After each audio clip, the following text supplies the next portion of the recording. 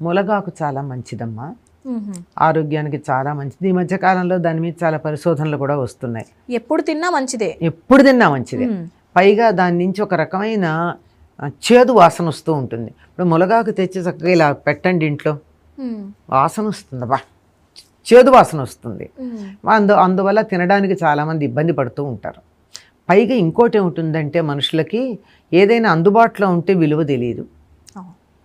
అది పనికిరాందైతే బాగా ఖరీదైంది కొనుక్కుని తింటే మంచిదనుకుంటాం తప్ప విలువ ఉన్నది అనుకుంటే చౌకగా దొరికినా అందుబాటులో ఉన్నా దాని మీద అసలు మనకి విలువ తెలియదు గనక తప్పనిసరిగా తినాలని చెప్తారు. మ్మ్. అందులో ఇప్పుడు తినాలని ఎందుకు చెప్తారంటే దీంట్లో పోషక విలువలు చాలా ఎక్కువ ఉన్నాయమ్మా. శరీరానికి కావాల్సినటువంటి కాల్షియం, ఎముకలు మనకు బలంగా ఉండాలంటే కావలసినటువంటి కాల్షియము, తర్వాత విటమిన్ సి, తర్వాత ఐరన్, ఇలాంటివన్నీ